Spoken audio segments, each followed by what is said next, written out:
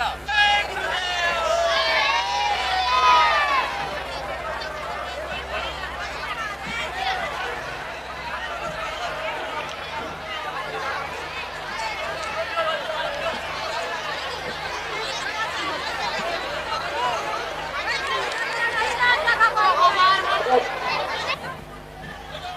हमेशा याद रखना कि जब ऐसे कार्यक्रम हो तो आपको 1 मिनट की देर नहीं होगी। 2 बजे का ट्रेन दिया है तो 2 बजे से 1 मिनट नहीं हो सकता। समय के सब लोग अच्छी तरह से ध्यान में रखो और उसका पालन करो, तभी आपको सबको लाभ होगा। हम जानते हैं कि आप में तरह तरह की बीमारियां हैं। हमको मालूम है कि हर तरह के रोग तुम्हारे शरीर में ये खून में बस गए, जिनसे आप इतने पीड़ित हो कि दवा खाते खाते खाते खाते हर स्त्री पुरुष बच्चा परेशान, और इतनी दवा खाई कि उसके लिए पैसे नहीं है, तो घर में चिल्लाते हो, परेशान होते हो, रोते हो, फिर बीमार बोले भी जाते। परेशानियां, तकलीफें, बीमारियां और जो दुखित घटना वो अपने को सब मालूम है। जब तुम किसी डॉक्टरों के पास जाओ और सब दवा खा लो, तो किसी ऐसे के पास जाओगे तो सब दवा बंद कर देगा, कहेगा ये सब दवा तुमको कोई लाभ नहीं करेगी, अब ये खाओ। तो वो दवा खाना चाहिए कि जिससे लाभ हो जाए, आराम हो जाए, बीमारी चली जाए, दुख चला जाए, चिंता चली जाए, लड़ाई झगड़ा चला जाए, गरीबी चली जाए। आफतें जो चारों तरफ से, कितनी आफतें झेलोगे, हजारों बाढ़ चल रहे तुम्हारे ऊपर, ये हमको सब मालूम है। और तुम कराए कराए करके इधर उधर भाग रहे हो, वो जिंदा क्यों मालूम है आपको? कि जो तुम्हारे प्रारब्ध में थोड़ा बहुत अंश है जीने का, बस वही प्रारब्ध आपको जिंदा किए हुए है, बाकी तुमने कोई काम अच्छा नहीं किया जो आप जीवित रह सको। पहले महात्मा घूमते थे गांव गांव, जंगल जंगल, सबको सचेत करते थे। बच्चों, गृहस्थ आश्रम के प्राणियों, ये काम अच्छा है, ये है बुरा। बच्चों, बुरा करोगे तो लोग मान घट जाए, कीर्ति खत्म हो जाए। बुरा काम करोगे तकलीफ होगी, बीमारी होगी, अंधे होगे, लूले होगे, लंगड़े होगे, तरह तरह के रोग पकड़ लेंगे, गरीब हो जाओगे, लड़ोगे झगड़ोगे, तुम्हारी कोई सुनेगा नहीं। अच्छा काम करोगे तो ये बच्चों अच्छा काम है, इससे सुख मिलेगा।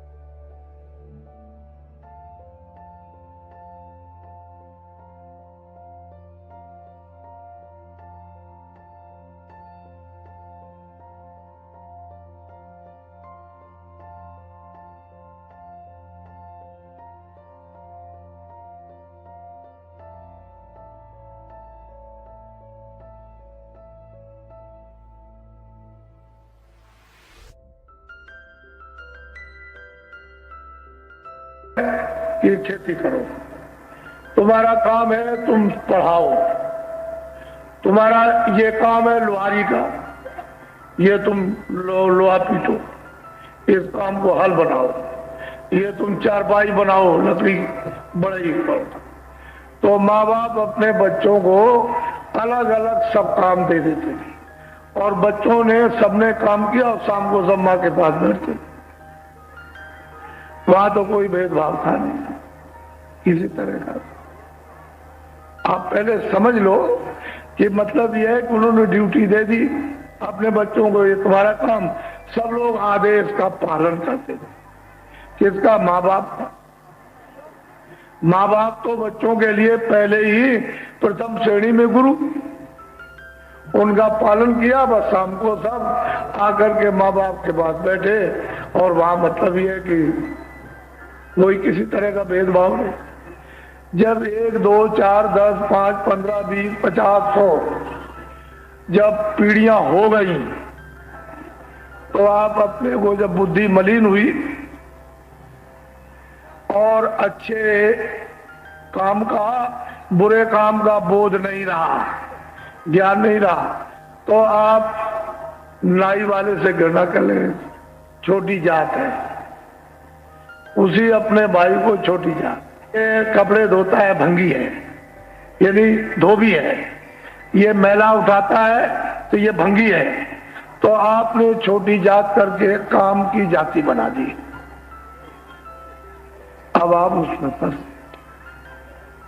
पहले तो कोई जाति थी, पहले तो आदमी था, जाति कोई जाति नहीं थी। तुमने शास्त्रों को तुमने देखा ही नहीं, शास्त्रों को, और आध्यात्मिक विज्ञान तुमने प्राप्त ही नहीं किया। अब तुमने सब छोड़ दिया। न तुमको मालूम अच्छा काम क्या, न तुमको मालूम बुरा काम क्या, न तुमको ये समझ में है कि मनुष्य किसका नाम, इंसान किसको कहते हैं, ये भी कुछ मालूम नहीं तुमको। तुमको यही पता नहीं है कि जिस पेट से हम पैदा हुए उसमें कौन पैदा हुए। कुछ ये अपनी जो आपने महात्माओं को छोड़ करके दुर्दशा कर डाली है, इसका कोई अच्छा परिणाम थोड़ी, आगे तो और भी खराब होने वाला। अभी तो आपने कुछ दुर्दशा नहीं देखी, ये तो आगे बहुत भयंकर दुर्दशा आने वाली है। इसलिए हमारे पास सब लोग आते हैं। हमको देखो, आप, हम किसी से कोई घृणा करते हैं? आप हमको देखिए, आप लेन में बैठे रहे, आप हमको देखिए मतलब निगाह से और सोचिए कि हम किसी से घृणा करते हैं। जैसे डॉक्टर कोई गया, उसने देखा नब्ज पकड़ी, उसने कहा वो तुमने ये बीमारी है, तुमने ये खाया, ये बीमारी है। ऐसे ही जब तुम्हारे सिर पर हाथ रखते हैं तो अपने को ये पता तुरंत चल जाता ऐसे करने पर कि तुम में कितने प्रकार के कष्ट और तुमने क्या क्या जघन अपराध किए, ये ऐसे हाथ रख करके मालूम हो जाता।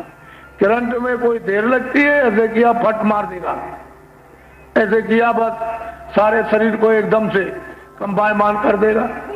क्या देर लगती है? तो तुमको तो ये मालूम नहीं है कि बाबा जी आपको छूते हैं तो कोई बात तो है इसमें। आप तो जानते नहीं, तभी तो तुम्हारी तकलीफें समझी जाएंगी। नहीं तकलीफ कैसे समझी जाएगी? तुमने क्या प्रकार की तकलीफ है और तुमने क्या क्या कर्म किए हैं, तो उसी की तो दवा आपको मिलेगी। तो आप तो ये सब जानते नहीं, तो हमको आप देखिए, हम तो कोई भेदभाव किसी से कोई हो, कोई आदमी हो, कोई इंसान, हमसे तो कोई भेदभाव नहीं। तो आपको ये जानना चाहिए, थोड़ा बहुत भी अगर विचार करो तो थोड़ा बुद्धि को काम में ले लो। बुद्धि ऐसी चीज है आपको मनुष्य शरीर में कि इससे बड़ी चीज और कुछ है नहीं। अगर बुद्धि अगर हटा दी जाए तो तुम आदमी किस बात के? तो बुद्धि का दुरुपयोग कर रहे हो, उसकी वजह से हम लोग सब हैवान, जानवर, पशु, पंछियों का काम कर रहे हैं।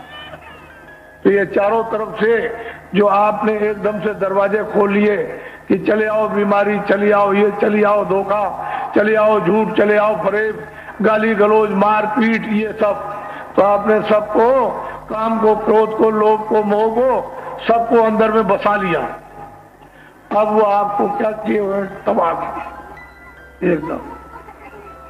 तो हम आपके बीच में रहते हैं, ये लोग कहते हैं आकर महाराज बड़े कष्ट, बहुत तकलीफ, बड़ी बीमारी हो गई, बच्चा बीमार हो गया, स्त्री बीमार, 50,000 लगेगा ऑपरेशन में। डॉक्टर ने कह दिया 50,000 लगेगा, कहां से जाए? बहुत बच्चों का पालन पोषण, भोजन और कपड़े नहीं पूरे मिलते, क्या करें, मर जाए, क्या किया? तो दुआ मांगते, आशीर्वाद कहते हैं, आशीर्वाद दे, दुआ दे, दया दृष्टि कर दीजिए। तो मैं इनकी बातें बड़े ध्यान से सुना करता हूं। ऐसा नहीं है कि आपकी कोई बात सुनूं और फेंक दूं, तो मुझे आपकी बात को सुनकर के तकलीफ हो। साधु वही है कि दूसरे की तकलीफ को देख करके उसका हृदय द्रवित हो जाए, उसके लिए सोचने लगे कि इसका कष्ट कैसे जाए। तो असल चीज यह है कि बड़ी तकलीफ। फिर ये कहते हैं कि घर में झगड़ा, बहुत मुकदमे, अब तुम उधर चले गए उस तरफ को, तो वहां मुकदमे में उस घेरे में फंस गए, अब वहां से निकल नहीं सकते हो, तो फंसा दिया। दौड़ते रहो, आते रहो, जाते रहो, आते रहो, समय खराब होगा आपका, वहां जाओगे बर्बाद होगा, दिन भर बैठे रहोगे, ऐसे करके खाओगे पियोगे नहीं, ऐसे शाम को कह दिया जाएगा जाओ, 2 महीने में तारीख पड़ गई या 15 दिन में पड़ गई, तो आने का खर्चा, जाने का खर्चा, दिन भर बैठे रहो ऐसे भूखे प्यासे, और मतलब ये घर का काम छोड़ दो तो 1-2 मार झगड़ा, घर घर का झगड़ा, भाइयों का झगड़ा, पड़ोसियों का झगड़ा, इनका झगड़ा, छोटों का बड़ों का, ये झगड़ा, फिर ये बीमारी आप बताइए। फिर ये कहते हैं महाराज हमारे ऊपर बड़ा सरकारी कर्जा हो गया है, हमारी जली हुई जमीन और हमारा जानवर नीलाम चढ़ गए, ये अगर चले गए तो मतलब ये हमारे बच्चे कहाँ, तो क्या करेंगे? ऐसी दुआ आशीर्वाद दे दो कि ये लिखा हुआ मिट जाए। देखिए उनकी बात को समझिए, लिखा हुआ मिट जाए, क्या ब्याज और कर्जा सब मिट जाए। ये वैसे कोई बड़ी बात नहीं है, लेकिन यह किसी किसी के लिए, किसके लिए? जो भक्त होता। अब तुम तो कोई बात मानोगे नहीं, तो तुम्हारी भक्ति किस बात की? जब कोई आप बात नहीं मानेंगे, आदेश का, जो आपको आदेश दिया जाएगा उसको सुनोगे नहीं, समझोगे नहीं, मानोगे नहीं, तो फिर कैसे काम होगा? अगर बच्चा भी घर में लायक है और आदेश का पालन करता है तो माँ बाप प्यार करते हैं, और वो माँ बाप कहते रहे और बच्चा कुछ ना करे तो कौन उसे प्यार करे? ये तो तुम्हारे घर की ही दशा है। तो इतना बड़ा संकट जो आप पर, तो हम उसको ध्यान से सुनते हैं। ऐसा नहीं कि हमने ऐसे ही फेंक दिया, हम तो बहुत दिनों से विचार कर रहे हैं इस बात। तो मेरी मोटी बात को ध्यान से सुनो। जितने लोग आए हो, तुम हिंदू मुसलमान, छोटे बड़े, अमीर गरीब, इससे हमको कोई मतलब नहीं, कोई जाति हो, हमारी तरफ से कोई जाति नहीं, हमारी तरफ से तो मनुष्य जाति है। इंसान मतलब यह है कि और नहीं। अगर कहीं धोबी की दुकान शहर में लगा ले और कपड़े धोए, तो उसको कोई नहीं कहेगा चले जाओ धोबी के पास, वो बैठा हुआ उस चौराहे पर। अगर कोई ब्राह्मण नाई का काम करे और सबके बाल बनाए, तो लोग कहेंगे जाओ नाई के पास, जाओ बाल बना लो। तो काम की आपने क्या रखी है? जाति। उसकी जाति नहीं थी, लेकिन काम की जाति। अब नाई है, धोबी है, बढ़ई है, लोहार है, तो ये मास्टर है, तो ये मतलब ये है, तो ये काश्तकार है, इस तरह से नाम रखिए, बाकी जाति कुछ नहीं। आदमी था। अरे भाई जब तुम आए थे, पैदा हुए थे, तब तो तुम्हारा कोई नाम नहीं था, तो नाम तुम्हारा रखवाया गया कि भाई तो एक शकल है, उसका नाम क्या है? कल्लू, रामदीन, ये मोहम्मद नूर, ये नाम रखा गया। तो मतलब ये है कि पहले तो कोई नाम नहीं था, तुम फिर जाति के हो, तो कह लगे भाई कोई नहीं, तो जिसके यहाँ रहोगे वो कहोगे भाई उसी जाति के होंगे।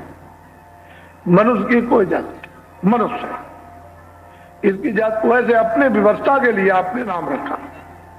व्यवस्था के लिए, जहां दफ्तर नहीं है, दफ्तर खुल गया तो दफ्तर का नाम रख दिया कि इसमें ये काम होता है। अब ये खेती है, आप मतलब एक आप काम करते हो तो ये खेती है, अनाज पैदा करती है, तो नाम रख दिया। वैसे मनुष्य की कोई जाति नहीं है, काम। इसी को कर्म प्रधान विश्व रचना, कर्म ही प्रधान, अच्छा उसमें हो बुरा, दो ही काम है। वो मतलब ये है कि उसी से ये टिकाव है। अगर कर्म आपका अच्छा बुरा छूट जाए, पाप और पुण्य, तो यहां तुम एक मिनट नहीं रह सकते हो। फिर इसी का ये सब झगड़ा है बनना में होता था। तो मैं आपको दोनों बातें बताऊंगा। एक तो तुम्हारी आत्मा के कल्याण के लिए, क्योंकि सब चाहते हैं कि हमारा आत्म कल्याण हो जाए, और एक शरीर कल्याण, शरीर लाभ के लिए। तो सभी चाहते हैं कि भाई शरीर का लाभ हो जाए, दुख दर्द चला जाए, बीमारी संकट चला जाए, गरीबी लड़ाई झगड़ा चला जाए, उसकी भी आपको दवा दूंगा। आप घबराते क्यों? लेकिन जितने लोग यहाँ पर आए हुए, 1 पैसे 2 पैसे 4 पैसे आने दो आने, तुम्हारी बीमारी में, तुम्हारे इसमें, तुम्हारी गरीबी में, तुम्हारे बच्चों को इनमें उनमें जितनी भी तुम्हारी तकलीफ होगी, उसमें 1 पैसे से 2 आने तक फायदा होगा। आप क्यों घबराते हो? हम तो फायदा करने के लिए आए, नुकसान नहीं। अब तुम वो अगर कुछ दिया जाए और तुमको लेने नहीं आता है तो दे दिया तो ऐसे फेंक दोगे, और क्या करो? जब उसका मूल्य नहीं मालूम है आपको तो आप क्या करोगे? ऐसे लिया फेंक दिया तो लेने ही नहीं आता। अगर महात्मा कुछ दुआ दे, कुछ आशीर्वाद दे, कुछ दया करे, कुछ कृपा करे, कुछ मेहरबानी करे, तो आपको लेने नहीं आता, बस हो गया काम। तो ये भारत, ये ऋषियों मुनियों महात्माओं का देश था। इसमें आप मतलब रहते थे, वो सबको बांट के रखते थे। सब लोग मतलब ये है कि स्वस्थ रहते थे, सब लोग प्रेम से रहते थे, मान भी था, सम्मान भी था, मोहब्बत भी था, प्यार भी था, एक दूसरे के सब काम आते थे, अतिथि सत्कार होता था। कोई भूखा, कोई प्यासा, कोई किसी जात से क्या मतलब, मनुष्य होना चाहिए, उसको भी आपके छत्तर छाया में शरण मिलती थी, पेट भरने को भोजन मिल जाता, तन ढकने को कपड़े मिल जाते। तो हमारा भारतवर्ष का जो मानव बड़ा उदार था, उदार था, यानी बहुत उदार। यही उसकी इस धर्म देश में सबसे बड़ी सेवा थी। और अब क्या हो गया? कृपण, सब कुछ होते हुए इतनी भी एक सुई की नोक भी न चली जाए तो फिर आपको बरकत कैसे मिलेगी? जब उदार रहोगे तो बरकत का स्रोत खुला रहेगा, और आप कृपण हो जाओगे तो स्रोत बंद हो जाएगा। मोटी सी बात है, तो आप लोग तो इसको समझते नहीं हो। मैं पहले से जरा सा आपको समझा रहा हूं, अभी तो समय पूरा हुआ नहीं, जब हो जाएगा तो घबराओ नहीं। एक सेठ थे, बहुत धनाढ्य थे। वो सेठ, उनके 4 बच्चे थे। सेठ ने कहा कि देखो, मेरे रहते रहते अगर बच्चों का बंटवारा हो जाए तो हमारे बच्चे सब, हमारे पास धन इतना है, सब खुशहाल हो जाएंगे। तो उन्होंने बच्चों की मां से कहा कि देख, अगर मैं कहीं चला जाऊं, यहां संसार में न रहूं, तो इतना इतना धन इनको और ये मकान इनको दे देना और बांट देना। कह लगे ठीक। तो कुछ तो सेठ जी ने दे दिया, और जो बाकी रह गया, जब उनका शरीर छूट गया तो बच्चों की मां रह गई, तो उसने उनको बांट दिया और बस शादी कर दी, सब लोग आराम से रहने लगे। ये उनको मालूम था कि मां के पास बहुत धन है। तो बच्चे आपस में बैठ के ये सोचने लगे कि भाई ये धन के जो इसके पास है कैसे मिले।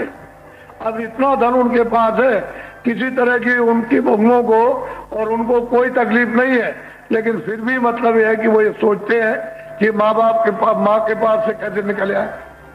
तो सोचने लगे, सोचते सोचते सब लोगों ने ये विचार किया कि मर जाती तो अच्छा, मर जाती। अब क्या करें? अब जोशियों के पास गए, जोशियों ने कहा अगले साल में मर जाएगी। तो उन्होंने कहा अच्छा चलो कोई बात नहीं, अगले साल में मर जाएगी, तो जो कुछ इसके पास रखा हम लोग आपस में बांट लेंगे। अब वो अगले साल भी नहीं मरी। 2 साल हो गए, 4 साल हो गए, 10 साल वो मरी नहीं। और रात दिन मनाया करे। तो उन्होंने सोचा अब क्या किया जाए। तो तो बुढ़िया जो है बेचारी, उनकी माँ बीमार हो गई, तो थोड़ा सा ऐसे मतलब है बीमार हो गई, पड़ी जैसे बेहोश थी। तो लड़कों ने कहा कि ये मौका तो सबसे अच्छा, इससे मौका और बढ़िया हमको क्या मिल सकता है, जल्दी गांव में ढंढोरा पीटो कि हमारी माँ खत्म हो गई। फौरन गए दुकान से कपड़ा ले आए और बांस ले आए, कपड़ा ले आकर और धीरे से बुढ़िया को बांस पर रख दिया और ढंढोरा पीट दिया कि बुढ़िया मर गई। बस गांव के लोग बड़े आदमी थे, धनी मानी थे, वो तो सेवा करते ही थे, तो सब लोग इकट्ठे हो गए और सब, तो उन्होंने कहा देखो भाई, जब हम उठाएंगे इस बुढ़िया को तो तुम लोग एक साथ बोलना, आगे पीछे नहीं। तो जब उन्होंने उठाया उसको, टिकटी को, उसकी लाश को, तो उन्होंने कहा कि राम नाम सत्य है, सत्य बोलो मुक्त है। तो वो राम नाम सत्य बोले, वो कहे सत्य बोलो मुक्त है। ये जैसे ही उठाया तैसे ही बुढ़िया ने आवाज दी कि अरे लड़कों, मैं तो जिंदा हूं, तुम ये क्या कर रहे मेरे साथ। तो लड़के कहते जो बुढ़िया कहे तो सत्य है और राम नाम सत्य है, जो बुढ़िया कहे तो सत्य है और राम नाम सत्य है, जो बुढ़िया कहे तो सत्य है और राम नाम सत्य है, जो बुढ़िया कहे तो सत्य है और राम नाम सत्य है। और सबको बुलवा करके और ले चले। बोलते जा, बुढ़िया की आवाज तो किसी को सुनाई नहीं दी गई, वो तो लड़कों ने जान लिया कि बुढ़िया जिंदा हो गई और वहां चिता पहले करवा दी और सब बोलते रहे कि जो बुढ़िया कहे, बुढ़िया तू सच कहती है कि मैं जिंदा हूं, मैं अभी मरी नहीं, लेकिन मेरे साथ ये क्या, जो बुढ़िया कहे तो सच है, लेकिन अब तो राम नाम सच है। बंदे जा करके शोर बचाकर और अपनी माँ को, बुढ़िया को चिता पर रख के जला दिया। जिसके पेट से पैदा हुआ है उसके साथ तूने पैसे के लिए, यानी कृपण, इससे बड़ा और कृपण क्या हो सकता है कि अपनी माँ की उसने किस तरह से हत्या कर डाली। तो ऐसे लोग क्या कभी सुखी हो सकते, क्या आराम उनको मिल सकता है, क्या निरोग। तो यही बात मोटी सी। तो आप लोग बड़ी तकलीफ में हो, हम जानते हैं, हमको मालूम है, और हमने बहुत दूर तक गंभीरता से सोचा कि हमारी जितनी भारत में आबादी है, वैसे हमने तो अपना हिसाब लगा लिया कि 2 अरब की आबादी है भारत की, 2 अरब की, यानी 100 करोड़ का 1 अरब, 200 करोड़ की भारत की आबादी है, सब शहरों और गांव की, पूरे भारत। उसमें कितने भूमजोतक हैं? 80%। ये भूमजोतक है। भूमजोतक किसको कहते हैं? जो खेती में अनाज पैदा कर, उनका नाम भूमजोतक। तो जो बड़ी संख्या है वो तो भारत में भूमजोतकों की। पहले शुद्ध नाम भूमजोतक ही था, पहले दूसरा कोई नाम नहीं था, भूमजोतक ही नाम शुद्ध था, और वो सबके लिए था। कोई भी हो जो भूमि जोत करके अनाज पैदा करता है, भूमजोतक। तो ये मतलब ये एक शुद्ध नाम। इतनी बड़ी संख्या आपकी भारत में कि आबादी की 80% भूमि, तो तुम तितर बितर 3 के 13 इधर उधर उधर उधर इधर उधर बच गए। तुम अगर एक जगह पर बैठ गए होते और तुमने कुछ अपना निश्चय और निर्णय कर लिया होता और बुद्धि का उपयोग किया होता कि हमको तो इतना बड़ा अधिकार मिला कि हम सब कुछ कर सकते हैं, तो तितर बितर तितर बितर तितर बितर तितर। अरे लोभी आदमी, तुमको मालूम है लोभ जो होता है वो सब व्याधियों का मूल है। तो तुम उस लोभ में फंस गए, इधर से मिल जाएगा, इधर से मिल जाएगा, घर का भी कमा दिया। अब मारे मारे फिरते हो, कहीं कोई तुमको पूछने वाला नहीं है। अब ये बताओ भूमजोत को कि जितना तुम सरकारी कर्जा लेते हो, ट्रैक्टर का लेते हो, कुएं का लेते हो, नाली का लेते हो, बिजली का लेते हो, आप हल का लेते हो, बैल का लेते हो, भैंस का लेते हो, कितना भी कोई भी सरकारी कर्जा, चाहे कोऑपरेटिव बैंक हो, चाहे बैंक हो, चाहे खजाना हो, किसी से भी लेते हो, लेकिन जितना लोन तुम्हारा पास होता है, जैसे 10,000 का लिख के दिया 10,000 पास हो गया, 20,000 लिख के दिया 20,000 पास हो गया, और 2.5 लाख लिख करके दिया 2.5 लाख पास हो गया, तो उसमें से आपको पूरा मिलता है? बोलो, पूरा मिलता है? नहीं मिलता है।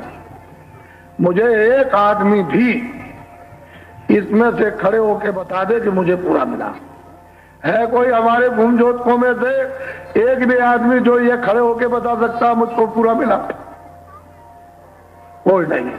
अब ठहर जाओ, अब पहले समझ लो बात को, मतलब की ये 2.5 लाख का लोन पास हुआ और 2 लाख मिला। 2 लाख उसके हाथ में पड़ा, 50,000 गुम हो गया, बूथ ले गया।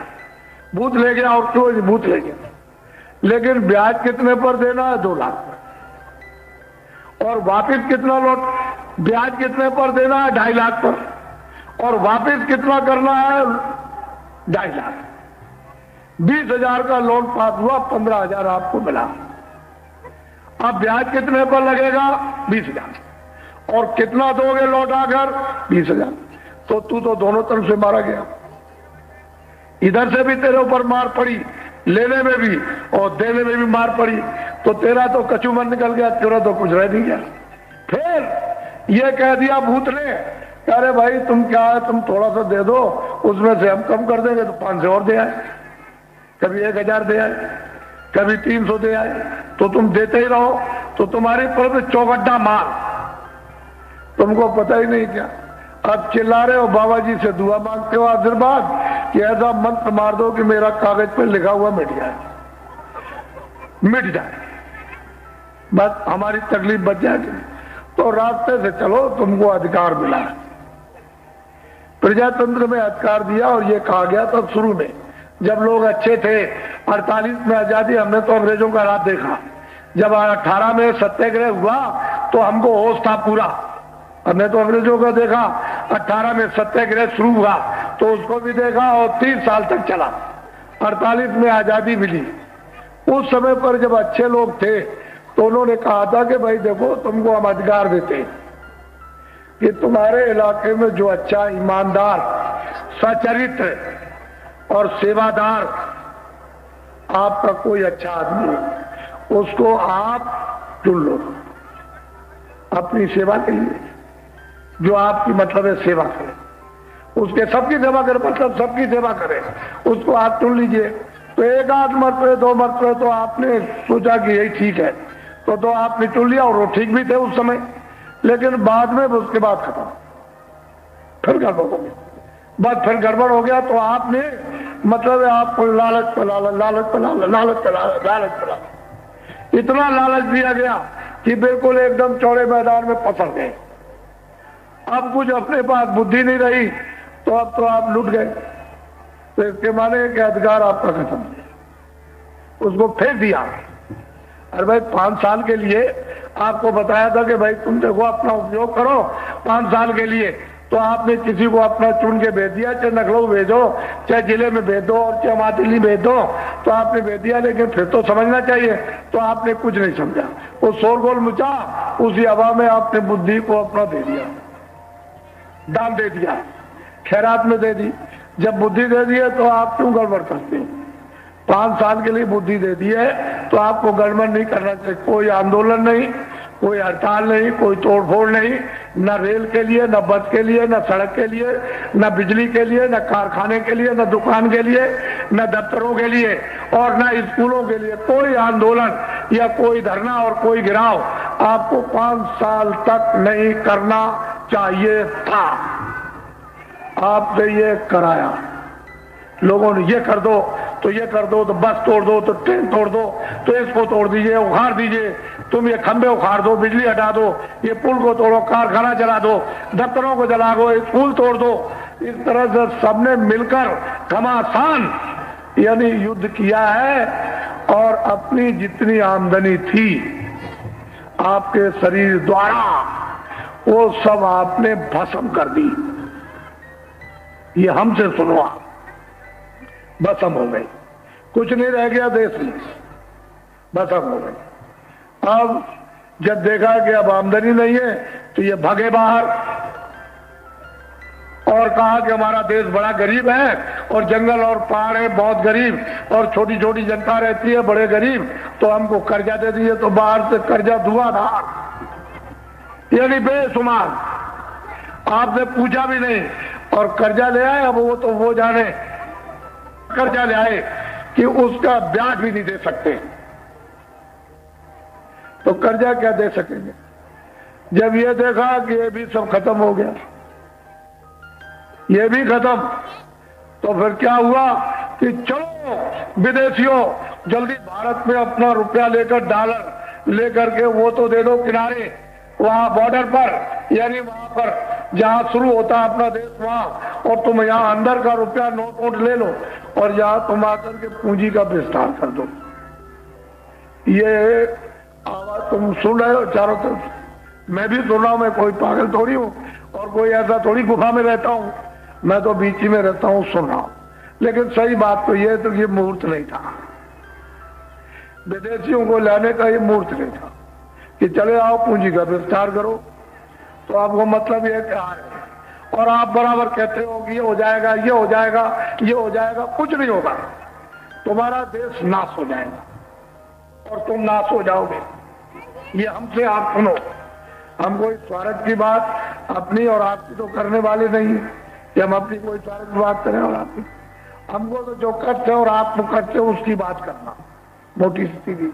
तो इनको ये बुलाया, तो आपने यहाँ ये सेठ साहूकार जो यहाँ रहते हैं इनको बुलाकर, जो देसी थे भारत के, उनसे कहते हैं कि भाई हम तुमसे भी पूछ ले कि आओ तुम जिले के सब इकट्ठे हो जाओ, छोटे बड़े सेठ साहूकार एक मीटिंग कर दिया, अगर हम तुमको सुविधा दे दें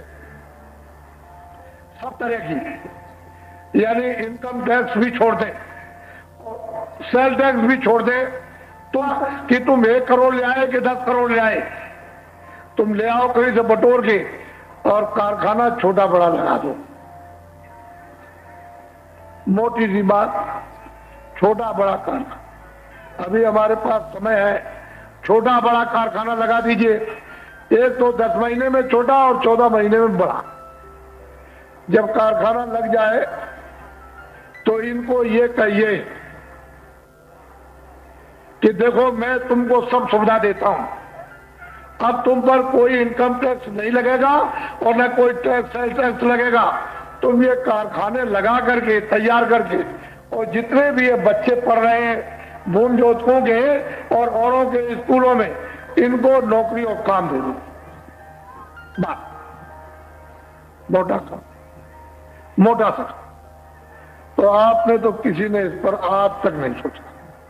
जब ये बताया गया कि भाई जिले में 80, मतलब एक कारखानों 100 में कारखानों में 80 बंद हो गए, तो सारे देश के अंदर में 80% कारखाने छोटे बड़े बंद हो गए, तो वही घर बैठ गए जो नौकरी करते थे, मजदूरी। तो इनके बच्चों को बच्चा किधर काम मिलेगा। तो ये बच्चे चिल्लाते हैं कि डिग्री मिल गई, ये मिल गई, ये मिल गई, और कोई नौकरी, कोई ऐसा काम, कोई दुआ, कोई आशीर्वाद दे दीजिए जल्दी में, नहीं तो मैं तो मरा। घर में खेती नहीं, 1 बीघे में क्या हो सकता, शादी हो गई, घरवाली कहती है बाहर जाओ कहीं कमा के ले आओ। तो ये बच्चे भी परेशान बेहद, और जो पढ़ रहे हैं उनके लिए अंधेरा, क्योंकि जनशक्ति को तो काम मिलेगा नहीं, नौकरी और मजदूरी मिलेगी नहीं। और ये बाहर के जो आ जाएंगे विदेशी सेठ साहूकार, तो देखेंगे तुम्हारे कारखानों में क्या बनता है, अच्छा है, कितना अच्छा है, कितना घटिया है और कितना क्या दाम का, सब देख लेंगे। तो अपने कारखाने लगा करके इससे अच्छा बनाएंगे और बढ़िया बनाएंगे और सस्ता, यानी मुनाफा नहीं लेंगे, दाम के दाम में सटासट निकालेंगे।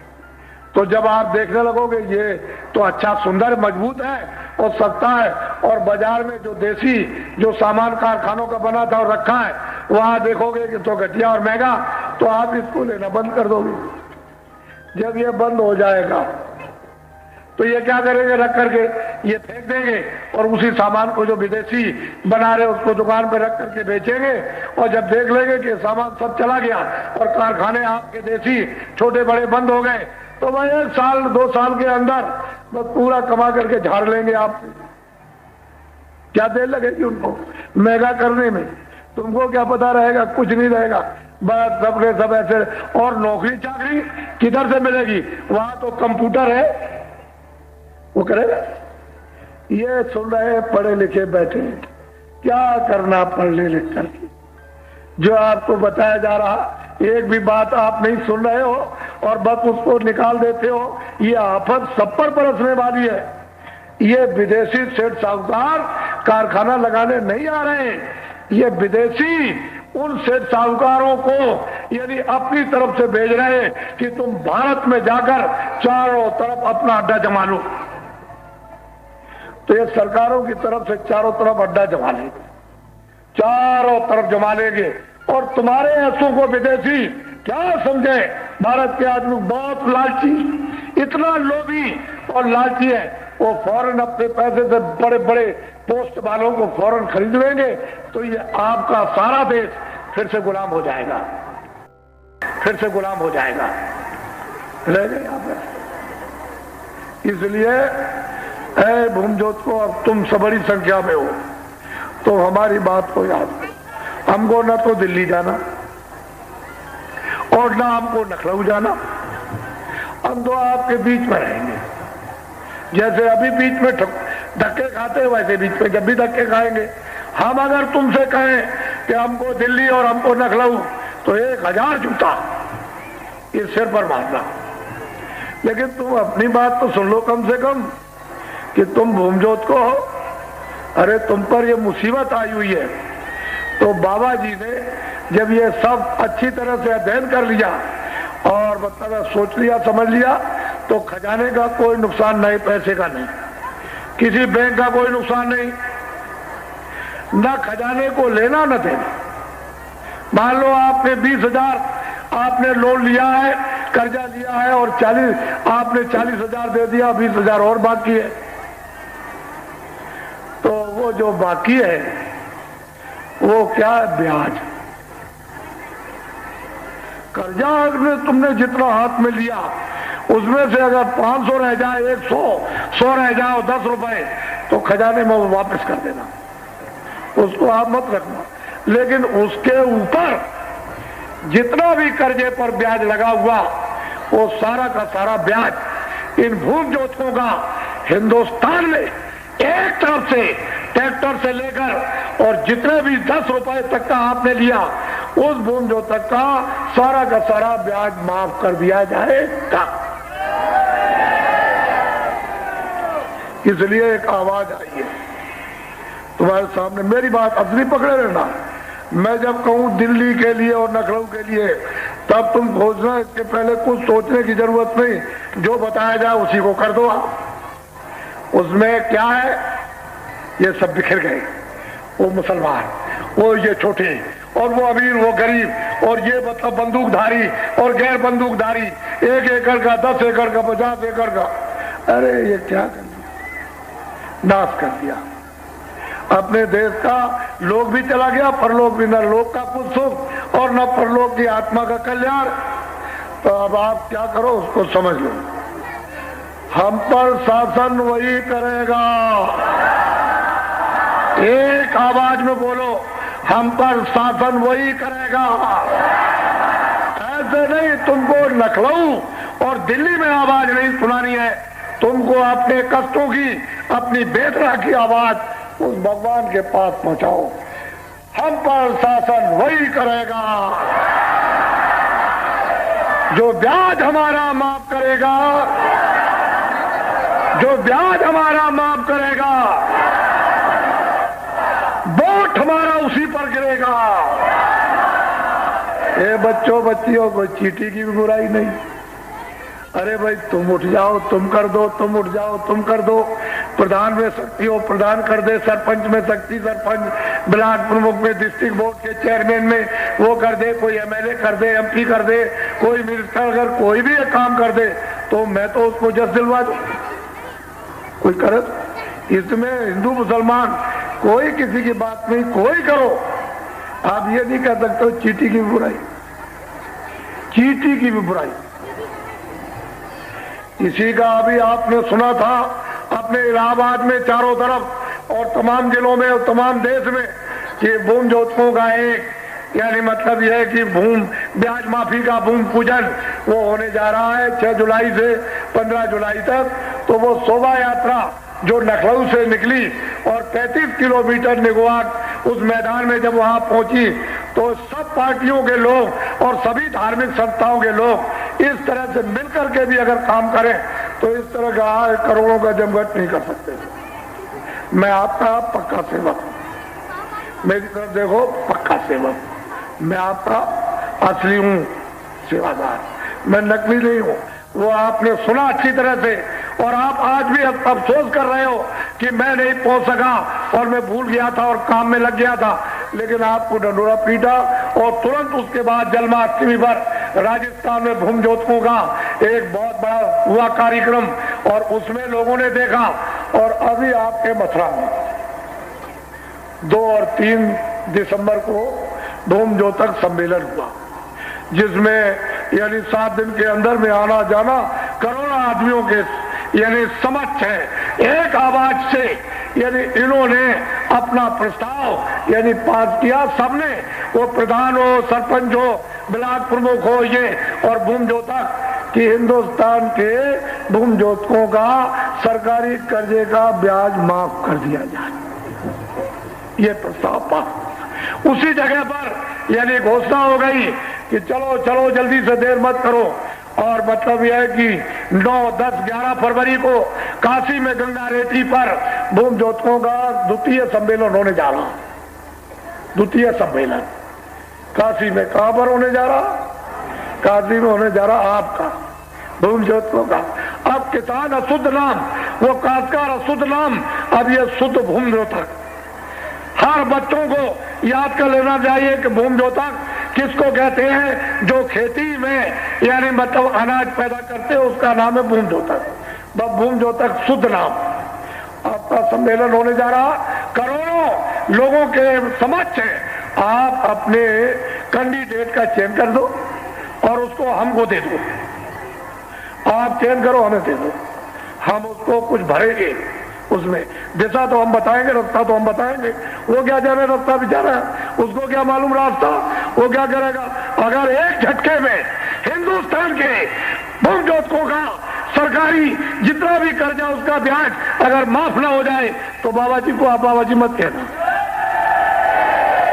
और फिर क्या चाहिए, आप एक रास्ता खोलने दीजिए। एक तीर पर 100 निशाने फिट किए। इसमें किसका लाभ? सेठ साहूकारों का लाभ, कर्मचारी अधिकारियों का लाभ, इसमें छात्रों का लाभ, इसमें भूम ज्योतकों का लाभ। इसमें कोई बचेगा नहीं, हिंदू मुसलमान सिख ईसाई छोटा बड़ा एक भी बचने वाला नहीं, सबका लाभ होगा। इसमें किसी कर्मचारी अधिकारी की यानी बुराई नहीं है, ये व्यवस्था खराब है।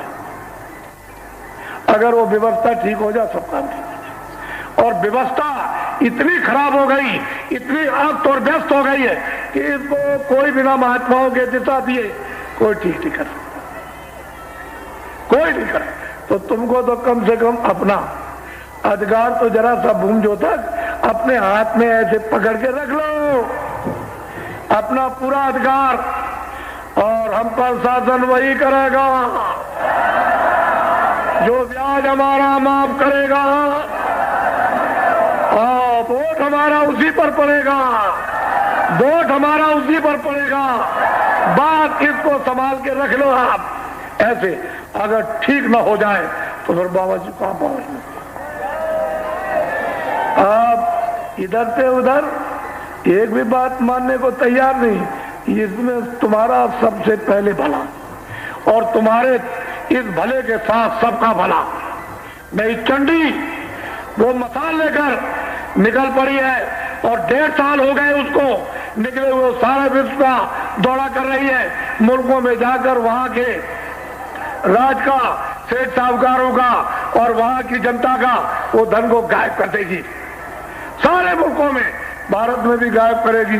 सब मुल्क और भारत, तमाम सरकारें और तमाम सेठ साहूकार और जनता रोएगी कि हमारे मुल्क का धन किधर गया। जब ये रेडियो और अखबारों पर सब मुल्क के लोग देने लगे, उस दिन आप बाबा जी की बात को सही मान लेना। सुने तो रहो कि बाबा जी ने ये कहा। मुझे ये बताना कि इसमें बाबा जी का क्या स्वार्थ है, जो आप हमेशा, अरे भाई विष्णु भगवान के 1000 नाम और परमात्मा के अनेकों नाम, तुम इस चक्करबाजी में फंस गए, भ्रम में और संदेह में। संदेह तो किया था वो अर्जुन ने कृष्ण पर जब उसकी मृत्यु हुई तो सब अघोर नरक को गए। तो बताओ, आपने तो कृष्ण और राम देखे नहीं, तो बच्चों तुम्हारा क्या होगा? अरे वो समझाने हम आए कि जब राम कृष्ण नहीं आए थे तब भी भगवान था, जब ये लोग आए जब भी भगवान, और जब ये लोग सब चले गए अब भी भगवान, अब भी खुदा है। जब नहीं आए थे मोहम्मद साहब पहले भी खुदा था, आए थे जब भी खुदा, और अब वो चले गए अब भी खुदा। आप उस खुदा भगवान की तलाश करो जो पहले था, बीच में और आगे भी रहे। ये फकीर महात्माओं ने आपको मनुष्य मंदिर, यह अमोलक है, इसको आपको बताया कि ऐसा मनुष्य मंदिर आपको दूसरा मिलेगा नहीं। ये जिस्मानी मस्जिद है और ये अमोलक है, बेशकीमती है। तो ऐसी बड़ी चीज आपको मिली है कि सोना चांदी हीरे जवाहरात सारे संसार का राजपाट इसके सामने कुछ नहीं। ऐसी अमोलक चीज आपको दे दी और आप अभी तक नहीं समझ पाए। तो ये जो काम कर रहे हो आप, खेती है, दुकान है, दफ्तर का काम, मकान बनाना है, ये जमीन है, सोना है, चांदी है, बाल है, बच्चे हैं, ये है वो, ये जितना भी साथ सामान इकट्ठा करते हो ये किसके काम आएगा? इस शरीर के काम। ये शरीर क्या है? आपका नहीं है, ये आपका नहीं है, उसने आपको थोड़े दिन के लिए दिया। ये क्या है? किराए का मकान। मकान मालिक ने सबको थोड़े दिन के लिए दिया है और ये कहा है कि तुम मेरे मकान में जो जीवात्मा बैठी उसको जगाओ और जगा करके मरने के पहले तुम भगवान के पास पहुंचा दो और मकान मेरा वापस करो। मैंने तुमको शुद्ध साफ दिया तो तुमने तो ये बात कभी पूछी नहीं कि मकान कैसे मिला, किन अच्छे कामों से मिला। सज्जों को त्रेता द्वापर कितने बीत गए, उनका किया हुआ पुण्य जब जमा हो गया तो ये कभी किसी युग में जाकर ये मनुष्य शरीर मिलता, वो आपको दे दिया गया। तुम इसको समझते नहीं, ऐसे ही समझ गए। तो ये किसके काम? शरीर के काम। ये तो आप शरीर के काम लो, कपड़े भी पहनो, मकान में भी रहो, झोपड़े भी रहो, खाना भी खाओ, आप सूखे गीले फल भी खाओ, अच्छी तरह से लाख और करोड़ भी रखो। लेकिन ये तो समझो कम से कम कि ये किराए का मकान है, ये सब साथ सामान इसके काम आएगा। और जब समय पूरा हुआ तो फौरन एक वारंट काट दिया मकान मालिक ने कि जाओ मोहम्मद नूर हाकिम जी, और मतलब यह है कि नूर जहां, और ये रामबती और रमेश और नीलधर और नीला दीनानाथ, इनका वक्त पूरा हो गया, जाओ जल्दी से मकान खाली करा लो। तो आवाज जैसे ही दी सिपाहियों ने, होशियार हो जाओ। बात उतनी आवाज सुनी नहीं कि आंख अंधी कान बहरे और बुद्धि पागल, फट जमीन पर गिर जाओगे और सट से पहुंच जाएंगे, दबा लेंगे कि देखो मालिक का ये हुक्म हो गया, मकान अभी खाली कर दो। तो ना आपको बोलने देंगे, ना देखने देंगे, ना सुनने देंगे, ना समझने देंगे। सब देखना, सुनना, समझना, बोलना, ये सब आपका रखवा लेंगे। हिंदी, अंग्रेजी, उर्दू, संस्कृत, बच्चों की तरफ नहीं देख सकते हो, इसकी तरफ उसकी तरफ, कहेंगे मकान खाली। 1 मिनट के अंदर मन को, बुद्धि को, चित्त को, प्राणों को और जीवात्मा को, रूह को जिस्म से, शरीर से निकाल बाहर। ये शरीर आपका, ये जिस्म आपका, ये पड़ा मिट्टी है, मुर्दा। ये सब सामान क्या था? मुर्दा था। ये पड़ा है, ये खोल है, अरे पर्दा है, मिट्टी है, ये पड़ा हुआ, इसको क्या, ये इसके साथ नहीं, इसके साथ। तो आपने किसके लिए कमाया था? इसके लिए मेहनत तो इसके लिए की, वो ये पड़ा हुआ अब इसके साथ हो गए।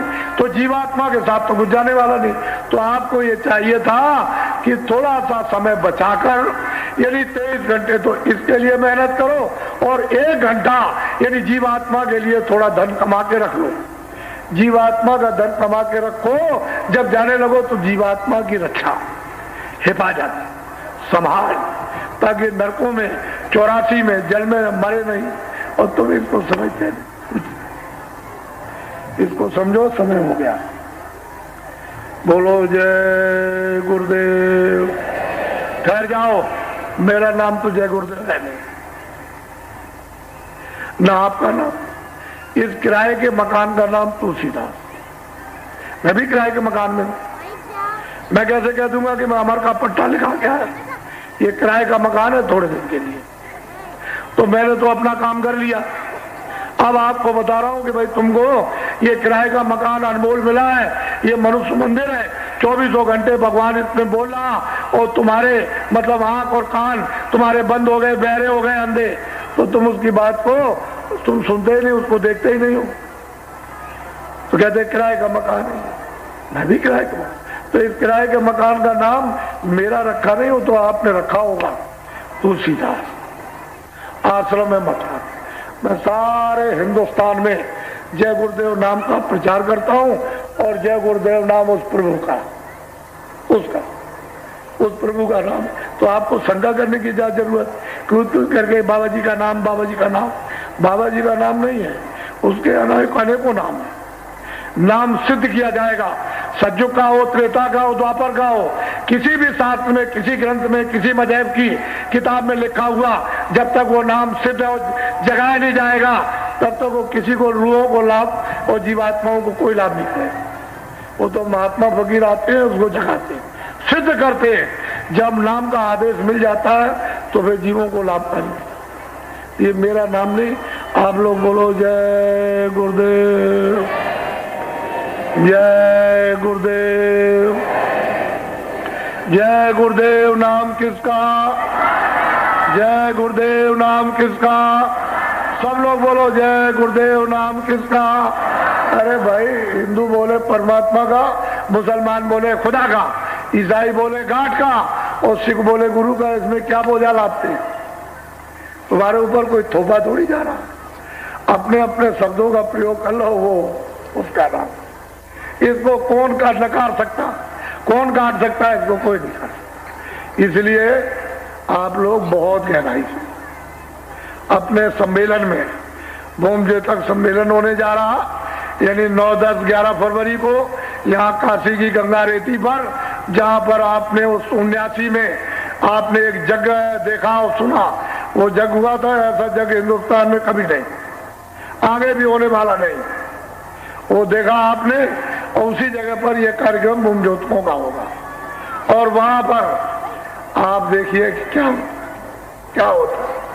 आइए, उधर से चेन नहीं किया जाएगा, इधर से उधर से नहीं, अपना आप चेन करो, हमको पकड़ा दो कि ये मेरा चेन किया, वैसे आप ले लीजिए। आप, मैं उसको कुछ पढ़ा दूं, मेरी विद्या अलग है, मेरा काम अलग है, ऋषियों मुनियों का काम। अरे भाई, विश्वामित्र को क्या मिला? उन्होंने कहा जाओ भेष बदल करके और ये काम कर दो, समझ गए? तब हम लोग ऋषि मुनि रो रहे और भगवान के भजन से, सदाचार से खत्म हो गए। तो मतलब ये चले गए भेष बदल के, वो यही टाट बोरा पहनते थे। अरे तुम बड़े पागल हो गए हो, मोहम्मद साहब इसी टाट बोरे को पहनते थे। अरे तुम बड़े पागल हो गए हो और अज्ञानी, ये ईसा मसीह इसी को पहनते थे, बोरे, ईसा मसीह इसी को। अरे भाई, वो कृष्ण भगवान यही टाट बोरा बनकर बसता, इसी को पहनते थे, इतना बड़ा काम कर दिया। तो तुम टाट बोरे कैसे करते? कोई गलत काम टाट में करे, फौरन पकड़ लीजिए आप और टाट फौरन उतरवा दीजिए। वो काम उसके लिए नहीं, फौरन, देर करने की जरूरत नहीं है। ये भूमज्योतियों को इजाजत है, कोई खराब काम करे, यानी भेष बदल करके कि टाट पहन करके, मतलब ये टाट उन लोगों को नहीं पहनाया गया, वो अच्छा काम, भेष बदल, मोटा काम, सीधा साधा। तो आपने तो ये समझा नहीं, विश्वामित्र ने तो कुछ लिया नहीं था। उन्होंने तो ऐसा मसाला तैयार कर दिया और तुमसे करा दिया और तुमको जगा दिया और दे दिया कि जाओ तुम मतलब धर्म की स्थापना कर दो, चरित्र की स्थापना करो, सुधार की, सबको शांति दे दो, सबको मतलब है खुशहाली दो। तो वो काम उन्होंने किया। और क्या किया था कृष्ण भगवान ने? तुम समझ लो, कितने विश्व के तमाम राक्षस वीर योद्धा इस भूमि पर नरमुंड कर दिए गए। और फिर ज्यादा बदमाशी की तो 56 करोड़ यदवंशियों का दबाया और देखो धर्म की स्थापना फिर हो गई। आप इस समय पर जो देख रहे हो, बड़ा आनंद। तुम आदमी मारते हो, बच्चा मारते हो, स्त्री मारते हो, माँ मार देते हो, गाय मार देते हो, बैल मार देते हो, सुअर मारते हो, पशु मार देते हो, पंछी मारते हो, कीड़े मार देते हो। तुमको जरा भी मनुष्य शरीर में रह करके रहम और दया नहीं आती है कि जो भी हम किसी को मारेंगे, काटेंगे और किसी को सताएंगे तो ये कर्म का कर्जा है। मैं ब्याज के, हमारी नाक, हमारा कान, हमारा पैर, हमारा पेट, हमारा गला वो मैं ब्याज पे काटेगा, तो ये तो अदले बदले आपको देने पड़ेंगे। कैसे छूट सकते हैं? अदला बदला देना पड़ेगा, इससे छुटकारा कैसे होगा? तो आपने मतलब कर करके सिर पर पहाड़ों की तरह से पाप का बोझा रख लिया है। ये तो बिना महात्मा, बिना फकीर के, बिना आध्यात्मिक शक्तियों के इस तुम्हारे बोझे को कौन उतारेगा? तुम्हारी जीवात्मा को कौन इससे हल्का करेगा? और 4 खानों से, जन्म मरण की पीड़ा से और नरकों से कौन बचाएगा? आपने वो बात तो सुनी। इसलिए मनुष्य अनमोल आपको यह शरीर दिया गया है और इसमें अधिकार आपको कलयुग में दे दिया कि कलयुग में सभी स्त्री पुरुष भगवान का भजन करके मुझे प्राप्त कर सकते हैं। बड़ा सुलभ है, बड़ा सीधा है, बड़ा आसान है, उसमें कोई तकलीफ नहीं किसी तरह की भी। तो ये सब लोग आए हैं, तुम अपना सौभाग्य समझो कि मैं ऐसे स्थान पर आज मैं पहुंच गया हूं। आज मेरे पुण्य की ये प्रारब्ध घड़ियां जो है टुकुर टुकुर टुकुर टुकुर चल रही है, ये नाक से मुख से। तो आज ये अमूलक वस्तु मुझको जीवन में मिल रही। तुम ऐसे किसी के पास चले जाओ जो तुम्हारे मन को, तुम्हारी बुद्धि को, तुम्हारे चित्त को, तुम्हारे अंतःकरण को, तुम्हारी जीवात्मा को यानी धो डाले और तुम्हारी आंख खुल जाए, कान खुल जाए, तो तुम भगवान को भी यहाँ से देख सकते हो, स्वर्ग को भी देखो, बैकुंठ को भी देखो, वहां भी जाओ। और नहीं तुम्हारी आंख बंद, कान तो किसको देखोगे? वो तो 24 घंटे बुला रहा। लेकिन हमको ये नहीं मालूम है कि मनुष्य शरीर में हमारी जीवात्मा कहाँ रहती है। तो मेरी तरफ देखो, हमारे भारत के और बाहर के सब वैज्ञानिकों ने ये खोज और तलाश की है बहुत जोर शोर के साथ कि इस मनुष्य शरीर में कौन रहता है।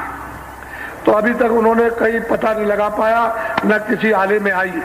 देखो, एक बालू का कण, उसके करोड़ों टुकड़े कर दिए जाएं, एक बालू के करोड़ों टुकड़े कर दिए जाएं, उससे भी छोटी जीवात्मा रूप इस मनुष्य रूपी मंदिर में बंद है।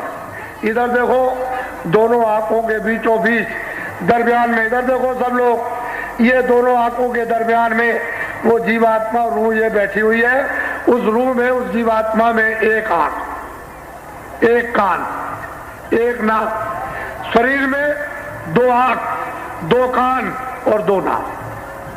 बाहर के आंख और कान नाक बाहर से काम करेंगे और जीवात्मा का जो कुदरती आंख और कान नाक वो अंदर से काम करेगा।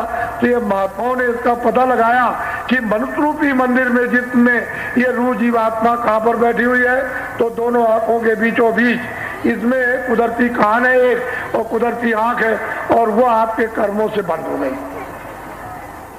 जब आंख कान बंद हो गए तो आपकी डोरी छूट गई, आवाज छूट गई, नाम छूट गया, शब्द छूट गया, बाजा छूट गया, देवबारी छूट गई, कलमा छूट गया, आयतें छूट गई। अगर वो कहीं साफ हो जाए वो आंख और कान, तो आप इसको पकड़ लो, पकड़ लो, तो जहां से आए पकड़ के चढ़ चलो वापस। ये तो घर आपका है नहीं, तो परदेश है, तो थोड़े दिन के लिए अभी जा रहे हो। अब मान लो कि 50 साल 60 साल हो गए, तो क्या साल हो गए? बरस, 2 बरस, 4 बरस, चलो अभी चलो निकलो यार। तुम यहाँ घर बना रहे हो, ये तुम्हारा घर है, तुम भूल से फंसे हुए अज्ञान में। अब तब तक आगे चलो, निकलो निकलो।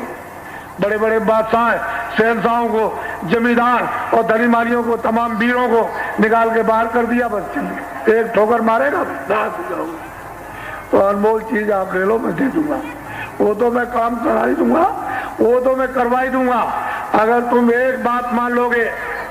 दूसरी बात कुछ नहीं, जो ये चिल्लाए कि मैं तुम्हारा ब्याज, मेरी पहली योजना भारत में ये होगी कि बुमजोतकों का ब्याज माफ कर दिया जाएगा, बस। तो एक ही बात, कुछ मत पकड़ो और कुछ पकड़ लेगी, उसी पर वोट पर मारो कि ले तू इसको और अपने वचन को पूरा कर दे, बस इतना ही काम करना, कुछ नहीं करना। वो हमारी बात मानेगा और इधर उधर कहीं नहीं देखना। आपको अब देखना ही इधर उधर नहीं है। और गांव गांव में बच्चे बच्चियों, तुम अपनी अपनी दीवारों पर अपने हाथ से लिखो कि शासन हम पर वही करेगा जो ब्याज हमारा माफ करेगा वोट हमारा उसी पर पड़ेगा। ये बच्चों बच्चियों तुम अपनी दीवारों पर लिख लो और इसको तुम काबू में करके रखो। अगर तुम्हारा सफल यानी पूर्ण काम न हो जाए तब तुम बाबा जी से कहना और वैसे ही इधर चले गए उधर चले गए, भागे इधर से उधर, कुछ होने वाला नहीं है। वो अपनी जगह पर सब अधिकार अपने हाथ में, तुमको कुछ नहीं। चाहे जितना तुमको सोना बरसाने कोई ये कहे सोना बरसेगा घर घर में सबके गिरेगा तो तुम आंख बंद किए रहना, कभी उसकी बात मत सुनना। बात मतलब यह कि जो हमारा ब्याज माफ कर दे बस, वो कुछ नहीं, ये सब कुछ वो काम बस तुम संभाल के रख। इतना काम तुम नहीं कर सकते दुनिया में, करोगे क्या, क्या सोचोगे? जो सत्य है वो सत्य रहेगा। और महात्मा कभी धोखा देते नहीं, ना कभी उन्होंने धोखा दिया और ना धोखा देंगे। और गद्दी की बात, गद्दी की दिल्ली की गद्दी नकलों के बाप महात्माओं को नहीं चाहिए, वो तो सब कूड़ा कचरा है। वो तो ये तुम्हारा काम हो जाए उतनी देर बात करते। हम तो ये चाहते हैं कि दिन में खेती करो, दुकान करो, दफ्तर का काम करो, ईमानदारी मेहनत से शाम को बच्चों की सेवा करो और उसके बाद जब आप सोने जाओ तो 10 मिनट 15 मिनट अपनी चारपाई में लेट कर इस मनुष्य मंदिर में जिस पानी में जिसमें अपनी रूह से सच्चे खुदा की इबादत यानी अपनी जीवात्मा से सच्चे भगवान का यानी भजन, तो तुमको बरकत मिलने लगेगा। खेती में पूरा पड़ेगा, दुकान में पूरा, दफ्तर में पूरा पड़ेगा, किसी को कोई कमी नहीं होगी, न खाने में न कपड़े पहने। क्यों चिल्ला रहे? सरल रास्ता चलो, सीधा, टेढ़ा रास्ता मत चलो, नहीं कुछ मिलेगा नहीं। सीधे रास्ते पर आ जाओ, कुछ नहीं। ये कहा ये तुमने छोड़ दिया, न तुमको रामायण मालूम, न गीता मालूम, न कुरान मालूम, न मस्जिद मालूम, न मंदिर मालूम कि कैसे पूजा की जाए, कुछ नहीं। और इसको भी पता नहीं कि अनमोल मंदिर तो ये है, इसमें 24 घंटे आरती और कीर्तन और 24 घंटे उसकी आत्मानी वो आवाज हो रही, बुला रहा। तो आप इसमें सुनते ही नहीं बैठ के तो कोई क्या करेगा? तो देख रहा कि ये तो सब खेल कूद रहे। जैसे माँ देखती है बच्चा घर में खेलता कूदता, लेकिन जब भूख लगेगी तो एकदम से तड़प मारेगा, तो बस माँ फौरन सब सामान फेंक देगी, फेंक करके भगेगी, उसको उठा लेगी, प्यार करेगी, दूध पिलाएगी, तब बच्चा भूलता है, तब फिर उसको खाने को मिलता है। और तुम रोते ही नहीं हो, तुमने जरा भी उसको याद नहीं किया, पुकारा नहीं, तो तुम्हारी आवाज को अरे भाई मत सताओ गरीब को। आए हिंदुस्तान के लोगों, इन भूमजोता गरीब मजदूर है, इनको मत सताओ। जब सुनेगा इनका वो मालिक, आए भूमजोत को जब सुनेगा तुम्हारा वो मालिक, तो उनको जड़ों से खोदेगा। इसलिए तुम लोग अच्छी बात को सुन लो, मोटी सीधी सादी बात। अब मैं आपको अमूलक चीज दे दूं, जल्दी में, देर नहीं करूंगा, जल्दी में दूंगा। आप 2 चीजों का ध्यान रखना, एक तो शाकाहारी रहना, जितने मोटे महीन अनाज और सूखी गीली सब्जी और सूखे गीले फल और घी और दूध दिन में 100 बार खाओ। बाबा जी अगर तुमको मना करे तो फिर बीड़ी तंबाकू का खूब पियो। मैंने तो कभी पिया नहीं, मुझे तो मालूम है नहीं, लेकिन तुमको मैं मना नहीं करता हूं। पर जो बच्चे बीड़ी तंबाकू हुक्का नहीं पीते, बच्चों तो मत पीना। जो नहीं पीते उनको मतलब यह है कि मत पीना, जो पीते हैं खूब पियो, पर ऐसा कोई भी नशा मत करो जो तुम्हारी बुद्धि पागल हो जाए। पागल हो जाएगी, बहन की पहचान, इस लड़की की पहचान, पड़ोस की पहचान, इसकी पहचान, उसकी पहचान, सब खत्म। पागल हो जाओ, गाली दोगे, पागल हो जाओ, गिर जाओगे, मोरी में गिरोगे, नाली में गिर जाओगे, और क्या करोगे? ऐसा कोई बुद्ध नशा मत कीजिए जो अपने को पागल कर। बस 2 चीजों से बचे रहो, और तो हमने कुछ कहा। खेती करो, दुकान करो पहले, दफ्तर का काम पहले करो, 100 मरतबे खाओ और 100 कपड़े पहनो और अच्छे से अच्छे मकान में रहो और बढ़िया झोपड़ी बनाओ अच्छी तरह से। लेकिन बस ये बीड़ी तंबाकू खा पी लो, ये काम ये आप कीजिए, कर सकते हो, कोई बात। बाकी और 2 चीजों से बचे रहो, और क्या आपको घर गृहस्थी छोड़ना नहीं, साधु तो आपको बनाने में आया नहीं कि चलो भाई तुमको साधु बनाएंगे, घर बार बच्चों को छुड़ाएंगे, तो मेरा काम है नहीं। घर ही में रहो, घर में रहकर बच्चों में रहकर के अपने फर्ज को स्त्री पुरुष अदा करके, और इसी में से थोड़ा समय 1 घंटे का बचाकर 23 घंटे इसके लिए और 1 घंटा जीवात्मा के लिए, कभी सुबह 10 मिनट, कभी शाम को 10 मिनट, कभी रात को 5 मिनट, कभी दिन को 5 मिनट, ये सब मिनट जोड़कर 1 घंटा बना लो। किसके लिए? आत्म कल्याण के लिए। तुम्हारी दिव्य आंख, ज्ञान चक्षु, तीसरा नेत्र तुम्हारा खुल जाएगा और यही से तुम सीधे स्वर्ग चलो, सीधे बैकुंठ। बड़े बड़े लोग स्वर्ग लोग, बैकुंठ कुछ नहीं, ये तो कुछ ही नहीं है। जैसे मृत लोग कुछ नहीं, ऐसे उधर कुछ नहीं है। बस यहाँ क्षणिक सुख है, वहां जरा ज्यादा, उसके ऊपर थोड़ा ज्यादा। अरे तुम अपने घर से आए हो, उसका तो पता ठिकाना भूल गए, और मैं वो तुमको अभी बताने जा रहा हूं। तो जो जो भगवान का नाम बोलूंगा, इसको कहते हैं नाम दान। एक तो शरीर का दान और एक आत्मा के धन का दान। यह आत्मा के धन का दान, यह सर्वोपरि दान होता है, इससे बढ़कर के दूसरा कोई दान